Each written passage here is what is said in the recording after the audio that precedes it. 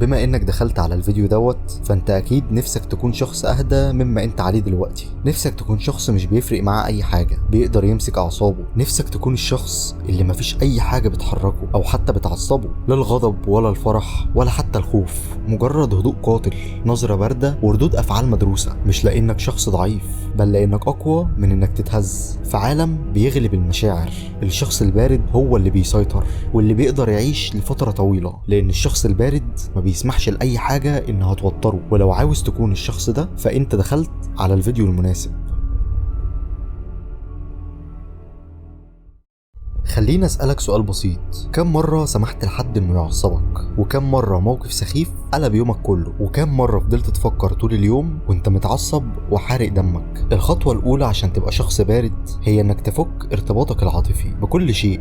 أي موقف بيحصل هو مجرد حدث، شيء وحصل، بس مش لازم تديله كل طاقتك ولا وقتك ولا حتى اهتمامك، لأن كل ما تربط نفسك عاطفيا بكل تفصيلة بتتحول لعبد عند أفكارك.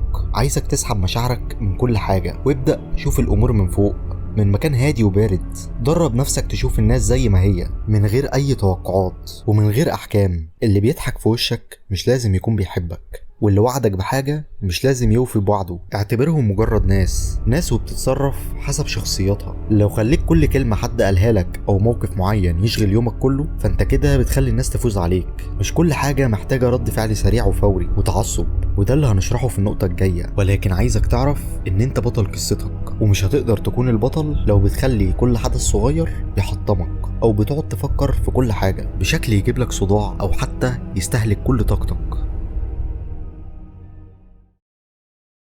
اوعى تفتكر ان البارد يعني شخص ميت من جواه. الشخص البارد الحقيقي هو اللي بيحس، بس مش اي حد يستاهل يشوف ده. مش كل شعور لازم يطلع، ومش كل كلمة لازم تسمعها او حتى ترد عليها. مش كل حاجة تضايقك تبان على وشك.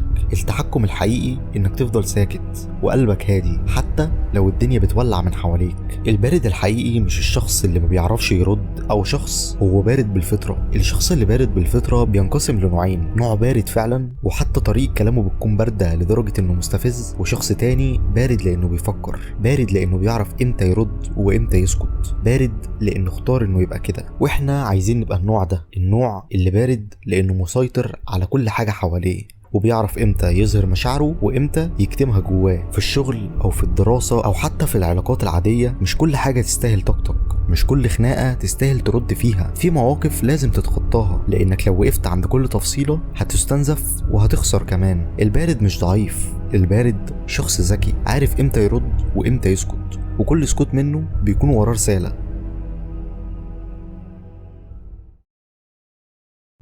والنقطة الثالثة والأخيرة اللي أنا حابب أتكلم فيها بدون أي سكريبتات، وهي إزاي تستخدم برودك كسلاح نفسي. طبعا أنت أكيد شفت في المسلسلات أو حتى الأفلام إن دايما الشخص البارد هو بيكون الشخص المسيطر، لأنه مش بس هو البطل في المسلسل، بل لأن شخصيته مكتوبة بعناية. كل مسلسل وكل فيلم بيكون وراه كاتب، والكاتب لازم يكون دارس علم نفس أو على الأقل فاهم فيه كويس جدا عشان يقدر يبني الشخصية بشكل كويس. وهتلاقي البطل دايما وفي معظم المسلسلات أو حتى الأفلام بارد، بيتصرف ببرود حتى وسط الضغط الشديد، ودي لازم تتعلمها. كلنا بنتعرض لضغط ومواقف بتوترك، واللي بيفرق ما بين شخص بينجح وبين شخص بيقع في وسط الضغوط والتوتر ده هو الشخص اللي بيعرف يسيطر على نفسه ويبقى بارد حتى في وسط ما كل الناس اللي حواليه خايفة ومتوترة. وعشان تبقى انت الشخص ده ما تستناش انها تحصل لك بين يوم وليلة، لازم الموضوع هيستغرق منك وقت طويل، ولازم تعرف انت بتكون متوتر وعصبي جدا في مواقف عاملة ازاي. يعني على سبيل المثال، لو انت بتكون متوتر جدا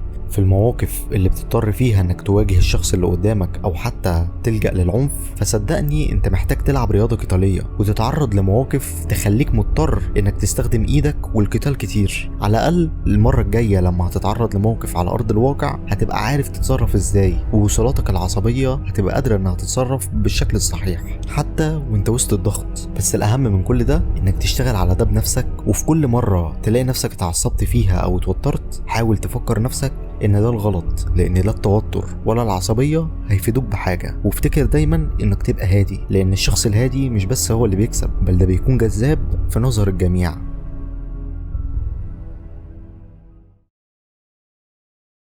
لو وصلت للنهاية فده معناه انك شخص بيدور على الحقيقة، ولو مهتم تفهم اكتر عن علم النفس الاسود وفن التلاعب بالبشر اشترك في القناة، لان اللي جاي هيغير نظرتك للعالم تماما.